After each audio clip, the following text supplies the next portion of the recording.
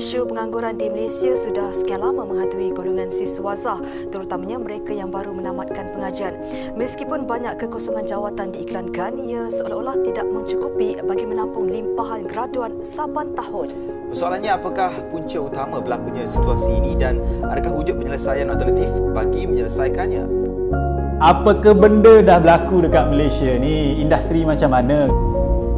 However, in the first quarter 2020, unemployment increased to 3.5%, reflecting the severity of the COVID-19 pandemic, which caused disruption in businesses, forced closure of business premises, cutting off the supply chain, and financial losses as a result of the MCO.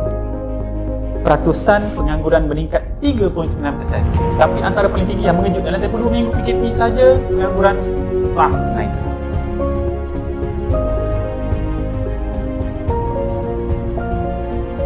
Warahmatullahi wabarakatuh dan salam sejahtera saya ucapkan kepada Dr. Ariza dan juga rakan seperjuangan saya sekalian. Saya Muhammad Syafiq Burhan bin Abdul Rahim dan kami daripada kumpulan 5A akan membentangkan kepada anda tentang isu pengangguran di negara kita. Pengangguran menurut Wikipedia bebas dapat didefinisikan sebagai individu yang ingin bekerja namun tidak mempunyai peluang untuk bekerja. Pengangguran bukanlah isu yang baru, namun telah lama dibincangkan dalam setiap lapisan masyarakat, kerajaan maupun di pentas-pentas politik menjelang musim pilihan raya. Menurut Ketua Perangkawan Malaysia, Datuk Seri Dr. Muhammad Uzair Mahidin, jumlah penganggur di Malaysia telah pun meningkat daripada 521,300 kepada 610,500 dalam tempoh 1 tahun sahaja. Ini bukanlah jumlah yang kecil dan pastinya akan memberikan impak kepada semua bahagian dalam negara kita. Oleh itu, untuk tajuk perbincangan yang kami pilih ini, kami akan bentangkan kepada anda meliputi 3 aspek, iaitu punca pengangguran di Malaysia dan juga negara luar. Yang kedua, kesan pengangguran. Yang ketiga, langkah berkesan yang boleh diambil dalam menangani masalah ini. Tanpa membuang masa lagi, saya menjemput pembentang pertama kumpulan kami, iaitu Saudara Nazmi. Dipersilakan. Pengangguran merupakan satu masalah yang sangat sukar untuk ditangani di setiap negara. Di setiap negara pasti akan menghadapi masalah pengangguran. Di sini kita akan melihat adakah terdapat perbezaan di dalam aspek punca pengangguran di setiap negara. Di Malaysia, punca utama pengangguran adalah sikap dan perangai belia itu sendiri. Di Malaysia, banyak belia yang sangat memilih pekerjaan dan syarikat yang mereka ingin bekerja. Oleh itu, mereka lebih sanggup menunggu dan menganggur untuk mendapatkan kerja yang mereka mahu daripada pekerjaan yang telah ditawarkan oleh syarikat lain. Seterusnya, mereka meminta gaji dan faedah yang tidak relevan. Mereka meminta gaji yang sangat tinggi walaupun pihak syarikat masih tidak tahu akan kemahiran dan pengalaman mereka dalam menguruskan suatu kerja itu. Selain itu, belia di Malaysia sangat kurang dalam penguasaan bahasa Inggeris. Bahasa Inggeris adalah salah satu aspek penting untuk mendapatkan sesuatu kerja. Oleh itu, penguasaan bahasa Inggeris sangatlah penting untuk kita mendapatkan sesuatu pekerjaan yang kita mahukan. Seterusnya, kita akan melihat punca pengangguran di Indonesia. Punca pengangguran di Indonesia adalah kerana terdapat ketidakseimbangan di antara peluang pekerjaan yang disediakan dan jumlah tenaga kerja yang ada. Peluang pekerjaan yang disediakan oleh kerajaan Indonesia tidak dapat menampung jumlah tenaga kerja mereka yang sangat banyak. Oleh itu, masih banyak lagi belia di Indonesia tidak dapat bekerja dan menganggur. Seterusnya, tingkat kemiskinan di Indonesia adalah tinggi. Oleh disebabkan itu, belia di Indonesia tidak dapat pendidikan yang sebaiknya. Oleh itu mereka kekurangan ilmu dan kemahiran. Disebabkan itu mereka tidak dapat memenuhi kriteria-kriteria yang telah disediakan oleh sebuah syarikat dan satu kerja untuk mereka memohon pekerjaan tersebut. Kesimpulannya, dapat sedikit perbezaan dalam aspek punca pengangguran di dalam setiap negara. Namun begitu, dapat juga persamaan dalam aspek punca pengangguran di setiap negara seperti persaingan pasaran global. Di setiap negara, dapat banyak pendatang asing yang mahu mendapatkan pekerjaan. Pihak majikan juga lebih suka untuk mengupah pekerja-pekerja asing ini kerana mereka meminta upah yang sangat rendah berbanding dengan belia negara itu sendiri. Oleh sebab itu, pendatang asing lebih banyak memenuhi peluang pekerjaan di negara tersebut berbanding belia negara itu sendiri. Seterusnya, tingkat teknologi. Di setiap negara, tahap teknologi semakin maju. Oleh sebab itu, banyak kilang yang menggantikan kerja mereka dengan robot untuk mempercepatkan proses di kilang tersebut. Oleh sebab itu, peluang pekerjaan semakin berkurang dan pengangguran menjadi semakin tinggi.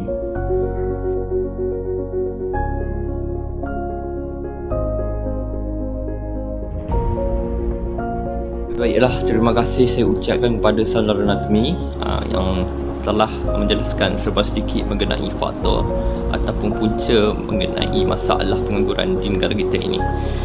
Buat pertama kali saya ucapkan Assalamualaikum warahmatullahi wabarakatuh dan salam sejahtera saya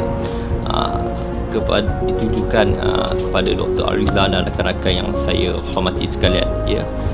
Berkenaan dengan isu pengangguran, selain daripada faktor ataupun punca, terdapat juga kesan-kesan negatif daripada permasalahan ini. Antara kesan-kesan negatif yang berlaku akibat daripada masalah pengangguran ini ialah terutamanya masyarakat yang tergolong di dalam keluarga B40 lebih terkesan. Hal ini katakan demikian kerana pendapatan mereka yang kurang daripada RM40 sebulan sudah tentu akan membebankan mereka untuk berdepan dengan kancah ekonomi yang semakin membimbangkan. Lebih-lebih lagi dalam keluarga tersebut mempunyai anak yang merupakan lepasan graduan jazah yang telah lama menganggur dan pada masa yang sama terpaksa menanggung bebanan hutang PTPTN. Selain daripada itu, masalah pengangguran ini juga seakan-akan menunjukkan kegagalan negara dalam melahirkan golongan muda yang berkualiti dalam membantu mereka menjana pendapatan ekonomi negara. Perkara seperti ini sudah tentu akan memberi gambaran imej yang buruk kita terhadap negara-negara luar, negara jiran dan sebagainya. Oleh itu, sememangnya masalah pengangguran dalam golongan muda di Malaysia ini adalah isu yang berat yang perlu ditangani segera oleh pihak kerajaan.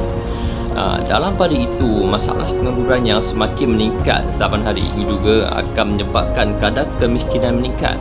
Kemiskinan masyarakat jelas dapat dilihat terutamanya di kawasan-kawasan bandar.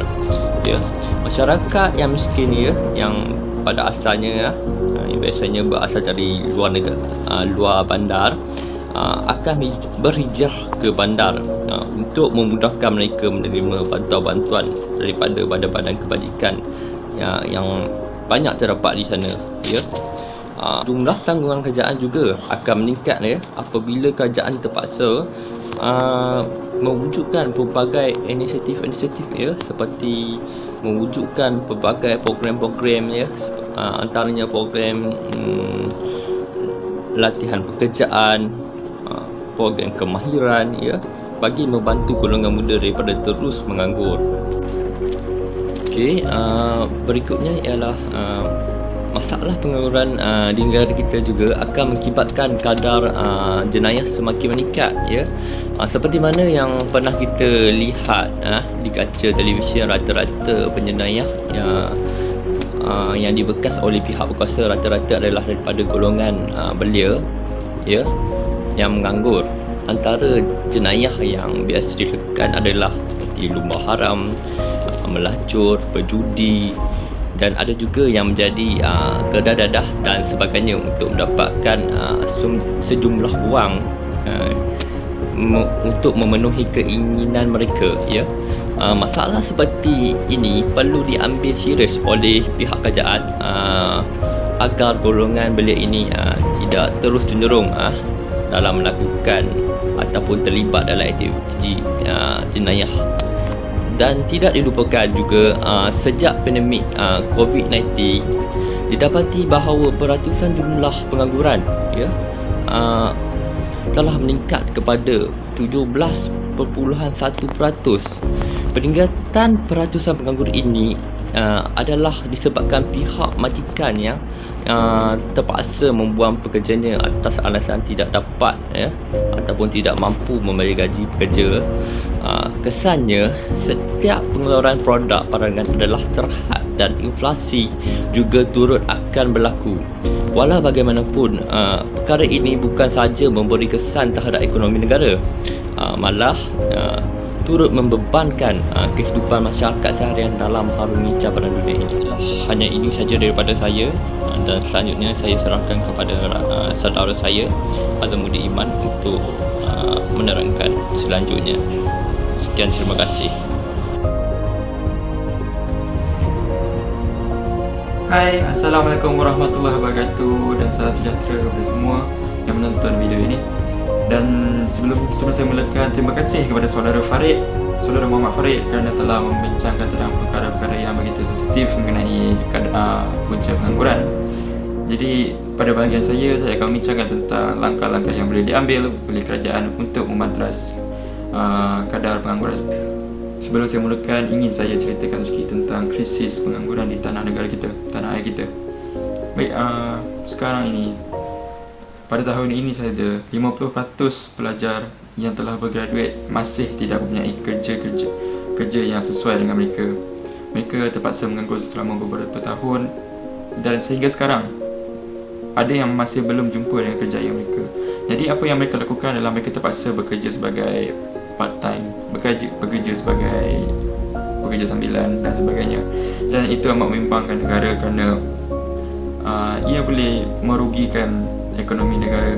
Apa gunanya mempunyai tenaga kerja yang mahir tapi bekerja dalam bidang yang tidak sesuai. Baik, kita teruskan dengan langkah-langkah yang kerajaan boleh ambil. Yang pertama adalah kerajaan boleh mengadakan pesta kerjaya. Baik, sebelum itu, ya betul, kerajaan telah mengadakan beberapa pesta kerjaya sebelum ini. Dan hasilnya apa? Hasilnya kita dapat lihat bahawa banyak graduan apabila mereka hadir ke pesta kerjaya tersebut, mereka dapat memilih kerjaya-kerjaya yang sesuai dengan diri mereka. Dan justru dengan itu, ia boleh mengurangkan kadar pengangguran di negara kita. Dan kerajaan perlu menggerakkan lagi pesta kerjaya tersebut. Yang kedua adalah memberi latihan kerja. Baik, yang ini saya sokong. Untuk sedia maklum, kebanyakan institusi pengajian tinggi sekarang telah mewajibkan para pelajar mereka untuk melalui fasa latihan kerja ataupun fasa internship. Dan saya percaya apabila para pelajar melalui fasa tersebut, mereka akan lebih terbuka dan lebih mengenal pasti tentang suasana pekerjaan yang sebenar.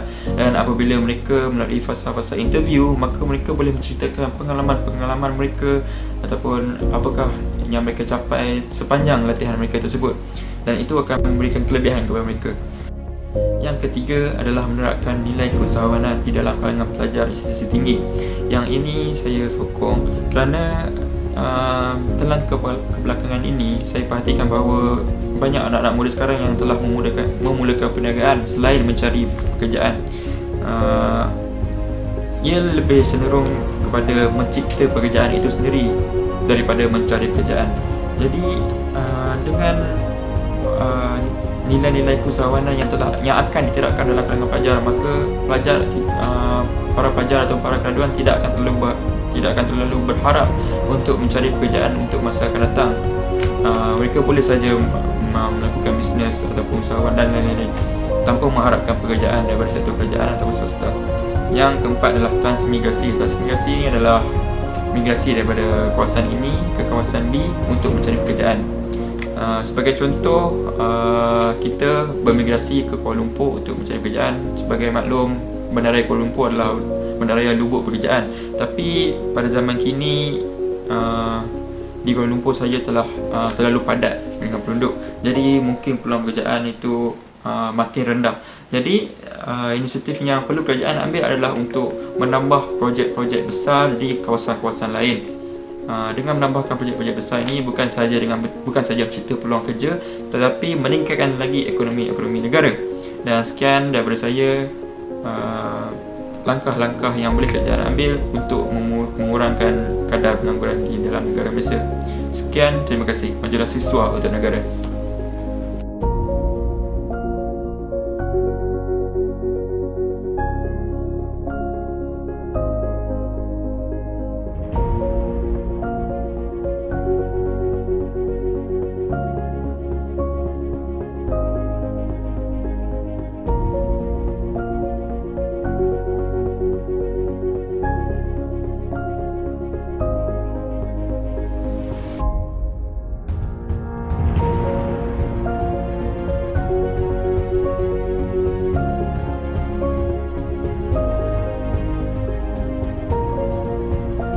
Disedia maklumkan bahawa pengangguran ini bukan perkara yang perlu kita abaikan dan mengambil hal yang sangat remeh. Lebih-lebih lagi perkara ini berlaku di negara kita sendiri. Perkara ini boleh memberi impak atau kesan yang negatif kepada negara kita sendiri. Kita semua tahu bahawa pengangguran ini adalah mereka yang tidak mempunyai pekerjaan untuk menampung hidup mereka sendiri, dan kebanyakan pengangguran melibatkan golongan yang berpendidikan dan mempunyai kelayakan dalam bidang akademik. Namun begitu, pada masa kebelakangan ini, kadar pengangguran dalam kalangan graduan di negara ini semakin meningkat dan membimbangkan. Hal ini terbukti kerana media massa sering memaparkan keluhan golongan graduan yang masih gagal mendapatkan pekerjaan selepas menamatkan pengajian di universiti. Golongan graduan yang tidak dapat bekerja di tanah air sendiri boleh dikatakan seperti itik di air mati kehausan, hanya dikepuk mati kelaparan. Disebabkan pengangguran ini jugalah anak-anak muda pada zaman sekarang banyak membuang masa dan melakukan perkara-perkara yang tidak berfaedah. Malahan ada yang terlibat dalam perkara yang negatif seperti pengambilan dadah, mencuri, merompak dan menyebabkan kadar jenayah semakin meningkat dalam kalangan golongan anak muda. Oleh itu, pihak kerajaan atau pihak yang bertanggungjawab perlu menyelesaikan masalah pengangguran ini supaya masa depan anak muda akan lebih terjamin. Itu saja dari saya. Sekian.